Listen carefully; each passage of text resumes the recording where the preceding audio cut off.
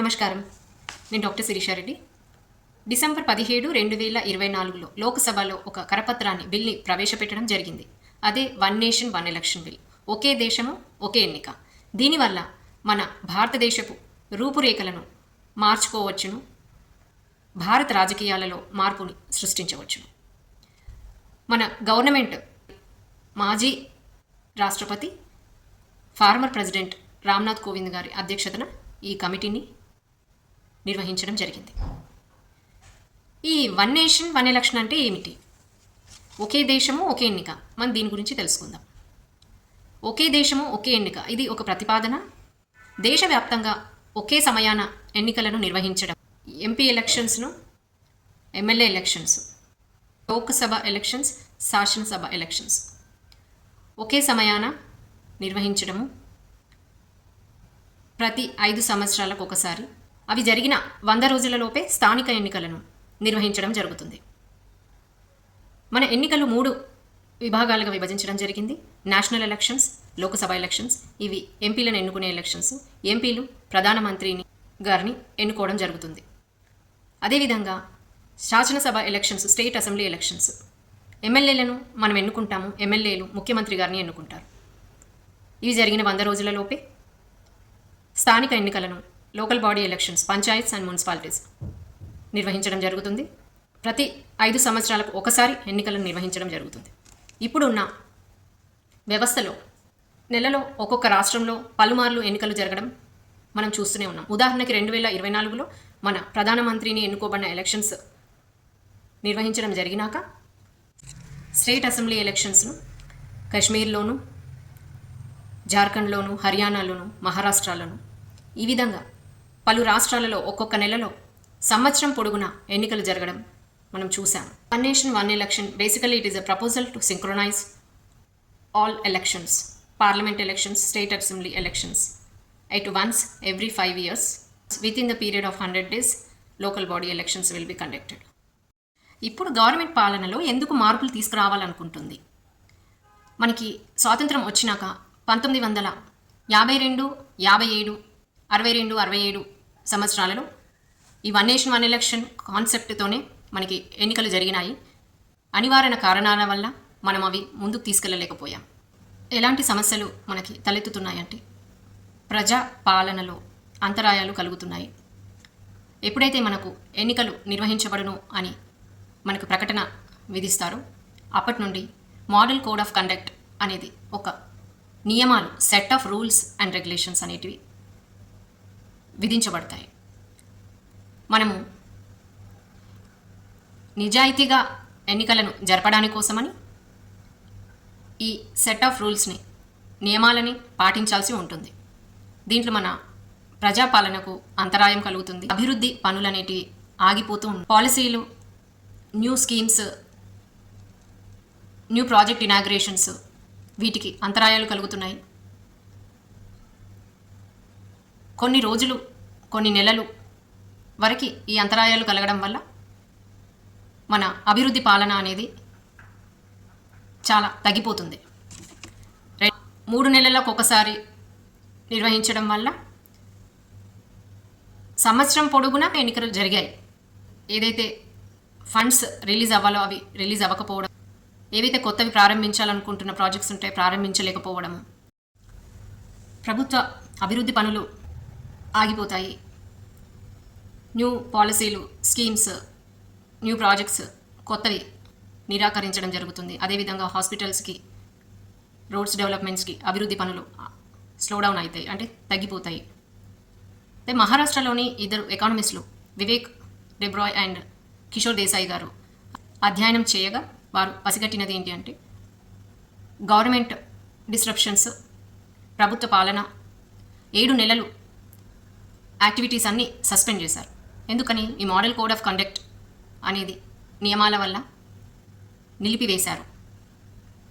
3 నెలలు national elections అని, మిగతా 4 నెలలు స్టేట్ అసెంబ్లీ ఎలక్షన్స్ అని అన్ని పనులని ఆపేశారు. భారీ ఖర్చు. ఏ విధంగా? మనం ఈవీఎం ప్యాడ్స్ ప్రొవైడ్ చేయాల్సి వస్తుంది. పారామెడికల్ డిపార్ట్మెంట్ వాళ్ళని అందుబాటులోకి తీసుకురావాల్సిందే. అకామిడేషన్స్ ఇవ్వాలి అఫీషియల్స్కి, ఏజెంట్స్కి. స్కూల్స్ని పోలింగ్ బూతుల్లాగా మార్చాలి. పోలీస్ బందోబస్తు అరేంజ్ చేసుకోవాలి. టీచర్స్ని అరేంజ్ చేయాలి. లోకల్ అఫీషియల్స్ని ఈ సేవలకు ఉపయోగించుకోవాలి. టైం, ఎనర్జీ, ఎఫర్ట్స్ అన్నీ మనం ఎక్కువగా పెట్టాల్సింది ఉండే. ఏవైతే ఈ సేవలన్నీ మనం ప్రజలకు ఉపయోగించాల్సిన సమయంన మనం ఎలక్షన్స్ కోసమని కేటాయించడం జరుగుతుంది. అదేవిధంగా రాజకీయ నాయకులు ఎన్నికలలో ఏ విధంగా గెలవాలి అన్న దాని మీదనే ఎక్కువ దృష్టి పెట్టి ప్రభుత్వ పాలనకి తక్కువ సమయం కేటాయిస్తున్నారు. వారి దృష్టి ప్రధాన పాలన నుండి మళ్ళీ వారు ఏ విధంగా గెలవాలి అన్న దాని గురించి ఎక్కువగా ఫోకస్ చేస్తున్నారు. ఇది కోర్ గవర్నెన్స్ అనేది మనకి తగ్గిపోతుంది. సో దీని గురించి ప్రజలు ఆలోచించాల్సిన విషయం. రాజకీయ సమస్యలు ఎప్పుడు ఉండేటి, కానీ ప్రజల సమస్యలను, దేశ సమస్యలను, దేశ అభివృద్ధి పథంలో వెళ్ళే సమస్యలను మనం పరిష్కరించుకుంటూ అదే లక్ష్యంగా పెట్టుకొని మన నాయకులు ఆలోచించాల్సిన విషయం ఇది అని ప్రజలు కూడా ఆలోచించాలి. ఈ ఒకే దేశము ఒకే ఎన్నిక వలన మనకి ఏమి అడ్వాంటేజెస్ ఉన్నాయి, ఒకే దేశము ఒకే ఎన్నిక వలన మనకి ఏమి ప్రయోజనాలు ఉన్నాయి. మన దేశ జీడిపి అంటే గ్రాస్ డొమెస్టిక్ ప్రోడక్ట్ వాల్యూని మనం ఇంక్రీజ్ చేసుకోవచ్చు 1.5% వరకు. అది ఈక్వల్ టు 4.5 లక్షల కోట్లు నుండి 5 లక్షల వరకు మన జీడిపి గ్రోత్ని ఇంక్రీజ్ చేసుకునే ఆస్కారం ఉంది. నియర్లీ 5 lakhs crores ఈ అమౌంట్ని, మనం సేవ్ చేసిన అమౌంట్ని ఆర్థిక బలోపేతం అవుతుంది. దీన్ని మనం విద్యా వ్యవస్థకు కానీ ఆరోగ్య వ్యవస్థకు కానీ ఉపయోగించుకునే అవకాశము బలంగా ఉంది. రెండవది, మన దేశపు ద్రవ్యోల్బణాన్ని 1% తగ్గించుకునే ఆస్కారం ఉంది. ఇన్ఫ్లేషన్ తగ్గించుకోవచ్చు. ఏ విధంగా అంటే 60 రూపాయల కిలో ఉన్న బియ్యాన్ని మనం 55 రూపాయల కిలో వరకు తీసుకురావచ్చు.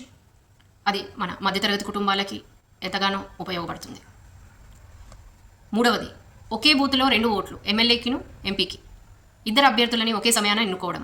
దానివల్ల మన ఓటు వేసేవారి సంఖ్య మనం ఎక్కువ చేసుకోవచ్చును. ఒకే సమయాన 2 ఓట్లు అనేవరకు వాళ్ళే సమయాన్ని కేటాయిస్తారు. దూరం ఉన్న వాళ్ళు కూడా వచ్చి ఓటేసిపోతారు. ఎలక్షన్స్లో జరిగే గొడవలు కూడా తగ్గుతాయి. అదేవిధంగా డూప్లికేట్ ఓటర్స్ని కూడా మనము తగ్గించుకోవచ్చును, అంటే అవాయిడ్ చేయొచ్చు. బేసికలీ ఎన్నికల డిస్ప్యూట్స్, కోర్టు కేసులను కూడా తగ్గించుకోవచ్చును.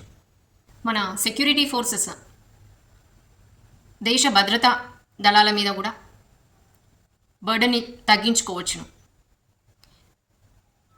ఈ విధంగా ప్రతి ప్రయోజనం అనేది మన భారతదేశపు అభివృద్ధి కోసం అని ఉపయోగపడుతుంది. ఒకే దేశము ఒకే ఎన్నిక ఏ విధంగా పనిచేస్తుంది. లా కమిషన్ ఏం చెప్పింది అంటే 170 నివేదికలో పార్లమెంట్ ఎన్నికలను, స్టేట్ అసెంబ్లీ ఎన్నికలను 2 ఒకేసారి నిర్వహించడానికి వారు పరిగణలోకి తీసుకోవాలి అని చెప్పింది. ఆర్టికల్ 82A ప్రకారం ఈ ప్రాసెస్ని సులువుగా ముందుకు తీసుకెళ్ళడానికి ఉపయోగపడుతుంది. 324A ఆర్టికల్ ప్రకారం దిశానిర్దేశన అప్పగించడం జరుగుతుంది. 325 ఆర్టికల్ ప్రకారం అందరికీ సమాన హక్కును పొందడం జరుగుతుంది. అవిశ్వాస తీర్మానంతో ఏదైనా గవర్నమెంట్ కుప్పకూలినప్పుడు అనివార్య కారణాల వల్ల సమయం 1 సంవత్సరమా 2 సంవత్సరాల ఆ అభ్యర్థిని ఎన్నుకున్నప్పుడు అవిశ్వాస తీర్మానంతో ఎవరైనా గవర్నమెంట్ కుప్పకూలినప్పుడు ఆ మిగిలిన పీరియడ్ మాత్రమే, ఎన్ని సంవత్సరాలు అయితే మిగిలింది ఉంటుందో ఆ అభ్యర్థిని అన్ని సంవత్సరాల వరకే ఎన్నుకోవడం జరుగుతుంది. ఆర్టికల్ 83, 85, 172 నివేదికలలో చట్ట సవరణలు చేయాలి. అదేవిధంగా మనము ఏవైతే సమస్యలు ఉంటాయో, కాన్ఫ్లిక్ట్స్ ఉంటాయో వాటిని మనం అవాయిడ్ చేసుకోవచ్చు. దేశం ఒకే ఎన్నికని 67% పార్లమెంటు సభ్యుల అనుమతి పొందవలసింది ఉంది. అదేవిధంగా 14 రాష్ట్రాల అనుమతి కూడా పొందవలసింది ఉంది. అప్పుడే మనము ఈ ఒకే దేశము ఒకే ఎన్నికను ఇంప్లిమెంట్ చేయగలుగుతాము. అప్పుడే మనకి ఇది సాధ్యపడుతుంది. ఈ ప్రయోజనాలు విన్నాక మీకేమనిపిస్తుంది?